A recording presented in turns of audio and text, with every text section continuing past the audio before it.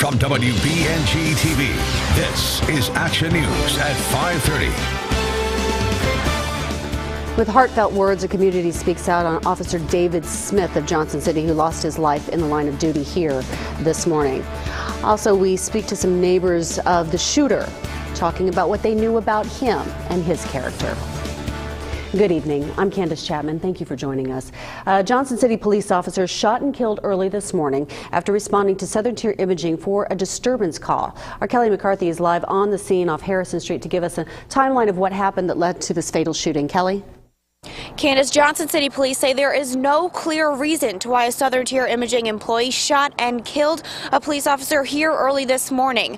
But the Johnson City police have detailed what happened that led up to the first Johnson City police officer to be shot and killed in the line of duty. It all started at 7:03 a.m. That's when the Johnson City Police Department responded to a disturbance call here at 32 Harrison Street. That's the address of Southern Tier Imaging. In just 3 minutes later, at 7:06 a.m., there was another call reporting shots had been fired. During those 3 minutes, a Southern Tier Imaging employee named James Clark ran out of the building at 32 Harrison Street and attacked the first police officer who responded to the scene before he got out of his patrol car. That officer was 43-year-old David Smith. There was a struggle between the employee and Officer Smith, and the employee grabbed Smith's gun and shot him 2 times. Officer Smith fought for his life for more than an hour, but died from those 2 gunshots. A second officer arrived on scene just minutes after Smith. That suspect, James Clark, saw the second officer and started shooting at him. He fired the remaining bullets at that second officer. Police believe the rest of the bullets were 13 more rounds fired here on this street. The second officer then shot and killed James Clark, the suspect. Johnson City Police will release more details once they find out more about the suspect, but as to now, there is no clear motive to why these events happened here this morning. Live in Johnson City, I'm Kelly McCarthy, WBNG TV Action News. Thank you, Kelly. Officer David Smith's family, of course, asking for privacy at this time, and Chief Joseph Zukoski says counseling is underway for Smith's fellow officers, but our Erica Mahoney is here telling us a little bit more about Officer Smith. Officer Smith served with the Johnson City Police Department for 18.5 years. He was 43 years old and a husband and a father of 1 child. Zukoski says he was a good man, a good officer, and will be greatly missed. Since the shooting, our Facebook community has been very active, sending their thoughts and prayers to Smith and his family. I want to share some quotes with you. You were brave and strong. You served your community with pride and professionalism. You made a choice to stand in the face of danger so that we could be safe. You made a difference. Thank you, Officer David Smith, for your sacrifice, which will be remembered always. That's from Nicole.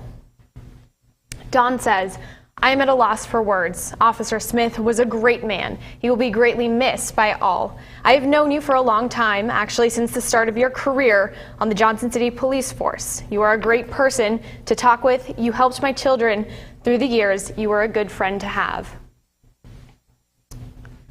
And the last one is not working, but Danielle says prayers to his family and fellow officers. They are like family, especially his wife and son. I am at a loss for words. And Danielle, she's not alone here. Even Chief Zukoski was speechless at times today. You'll hear from him again coming up at 6. Thank you. Family and friends of the suspect, James Clark, are finding it hard to believe that he shot a Johnson City police officer dead this morning. Neighbors near his home in Greene described the 43-year-old as an outgoing and approachable man. Clark has been working at the Southern Tier Imaging Center for around 5 years, and police say employees described Clark as a hard worker. And until this morning, they had no reason to suspect Clark would be capable of the actions today. We're being told he's a model employee, no problems.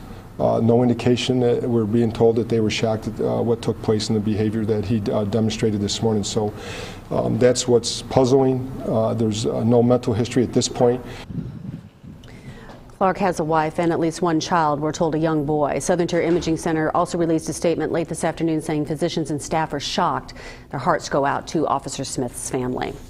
Since the shooting, police have been busy at the suspect's home in Greene. At least half a dozen detectives and state troopers are at 132 Turner Avenue. This is where James Clark lived with his wife and son. Neighbors described him as a pleasant man who they would often see playing sports with his son. And while his actions today come as a surprise, one neighbor says that she did notice a slight change in his demeanor lately.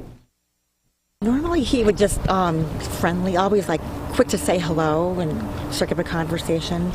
And I saw he wasn't being like that lately.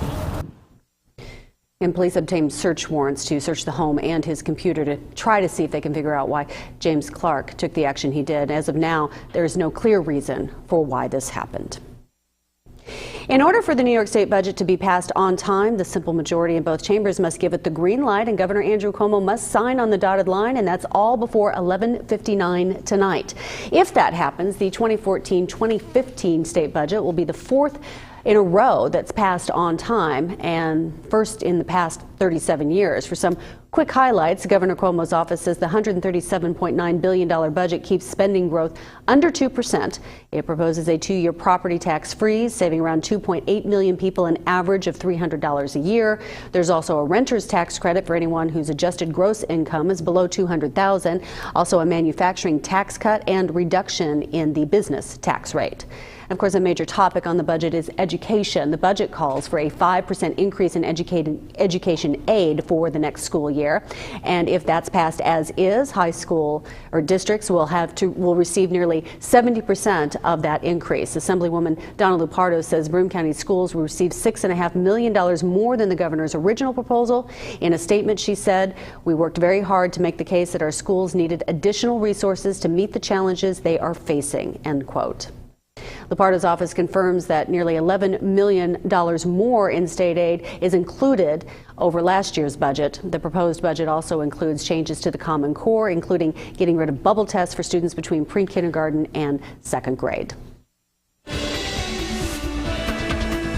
Early this evening, we're looking at temperatures across the region that are pretty variable. We're looking at 50 degrees in Elmira, Mansfield, and Towanda, 43 right now, Cortland, 44 at the airport, and then over in Delaware at Otsego counties, you were into some of the lower 40s there. We drop tonight with the clear skies and the fresh snow cover. That allows us to get into the 20s, so a little bit of a chilly night, but we are looking at much milder temperatures through the day tomorrow with a lot of sunshine. The first system pushing off the coast, the next system off to our west. I'll talk about how that will affect us at 5:45. Thank you, Michelle. Still to come on Action News at 5:30. A new requirement for vehicles, and insurance company MetLife pays out millions. I'm Jerika Duncan with your CBS Money Watch report coming up.